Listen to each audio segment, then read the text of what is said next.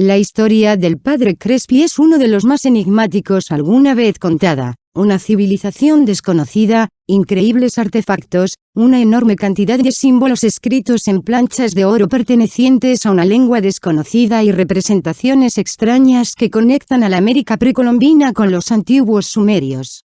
La crónica de los acontecimientos, y la forma en que fueron tratados, de acuerdo con muchos, revela una conspiración para ocultar la verdad sobre la historia de la humanidad. Él fue un sacerdote salesiano misionero que vivió en la pequeña ciudad de Cuenca, Ecuador, durante más de 50 años, dedicando su vida al culto y a las obras de caridad. El sacerdote era una persona de muchos talentos, era un educador, un botánico, un antropólogo, músico, incluso también un gran humanista. En 1927, su vocación misionera le llevó a vivir al lado de los indígenas ecuatorianos, haciéndose cargo de los indígenas, y consiguiendo el respeto de la tribu jíbaro, que comenzó a considerarlo como un verdadero amigo. Como muestra de gratitud, durante las décadas que el padre Crespi estuvo con ellos, los indígenas le donaron cientos de piezas arqueológicas que datan de un tiempo desconocido, explicando que eran objetos que encontraron en un túnel subterráneo que hallaron en la selva de Ecuador. Muchos de ellos eran de oro, talladas con jeroglíficos de un idioma desconocido y todavía nadie ha podido descifrarlo. Los objetos habían sido recuperados por los indios en una cueva muy profunda, conocido como la Cueva de los Tallos, ubicado en la región amazónica conocida como Morona, Santiago. La cueva, que se encuentra a unos 800 metros sobre el nivel del mar, fue llamado debido a las características aves tallos que son casi ciegos y que viven en sus profundidades. Siendo un hombre de cultura, el padre Crespi pronto se dio cuenta de que los extraordinarios artefactos mostraban similitudes preocupantes con la iconografía de las antiguas civilizaciones mesopotámicas, lo que sugería algún tipo de conexión entre culturas que se desarrollaron en lados opuestos del planeta. El padre Crespi estaba convencido de que las láminas y las planchas de oro donados a él, y que él estudió, indican claramente que el antiguo mundo de Oriente Medio antes de la gran inundación estaba en contacto con civilizaciones que se habían desarrollado en el Nuevo Mundo, ya presente en América desde hace 60.000 años.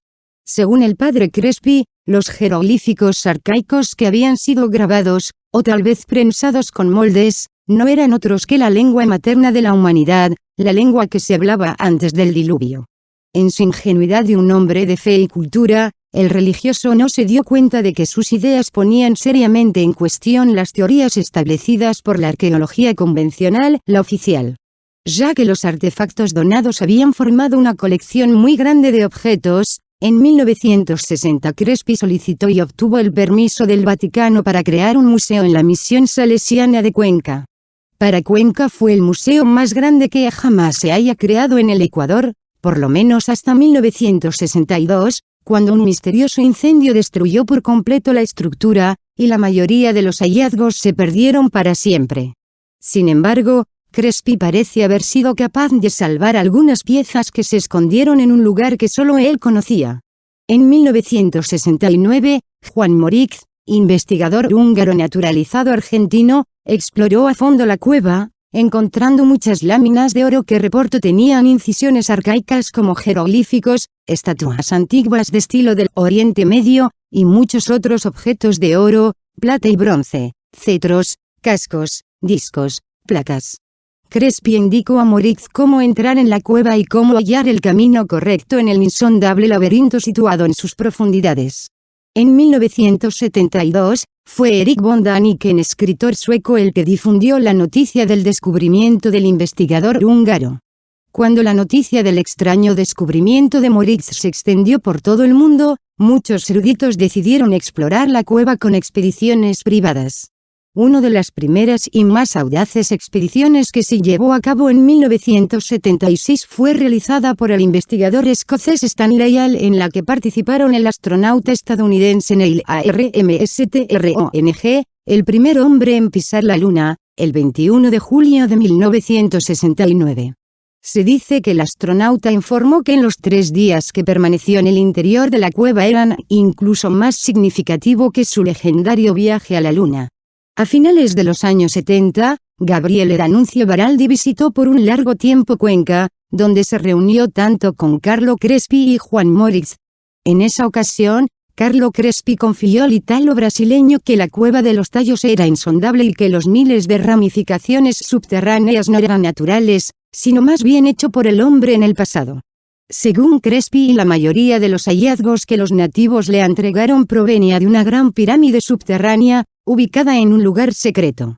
El religioso italiano confesó entonces a Baraldi que, por temor a futuros saqueos, ordenó a los nativos que cubrieran de tierra la totalidad de la pirámide, de modo que nadie pudiera encontrarlo.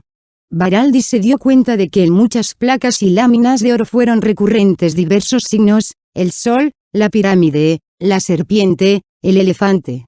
En particular, la placa donde una pirámide fue grabada con un sol en su cumbre fue interpretado por Baraldi como una masiva erupción volcánica que ocurrió en el pasado distante. Cuando Carlo Crespi murió en abril de 1982, su fantasmagórica colección de arte antediluviano fue sellada para siempre, y nadie podía admirarlo. Hay muchos rumores sobre el destino de los preciosos artefactos recogidos pacientemente por el religioso de Milán. Algunos fueron simplemente enviados en secreto a Roma, y ocultados en alguna bóveda del Vaticano. Muchos arqueólogos convencionales han acusado al padre Crespi de ser un impostor o simplemente un visionario, que hizo pasar planchas de oro como genuinos y los cuales eran simplemente falsificaciones o copias de los artefactos de Oriente Medio. Pero a pesar de las acusaciones de la arqueológica convencional, permanecen las fotografías y numerosos testimonios de muchos estudiosos que demuestran su veracidad. La impresión que se tiene al leer esta historia es que alguien quería ocultar las fantásticas piezas arqueológicas recogidos y estudiados por el religioso de Milán. ¿Pero por qué?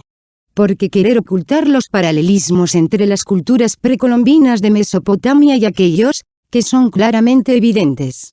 ¿Por qué los arqueólogos victorianos creían en la pacífica existencia de una cultura madre antes de que ella hubiera generado culturas hijas con el mismo sistema iconográfico, simbólico y religioso?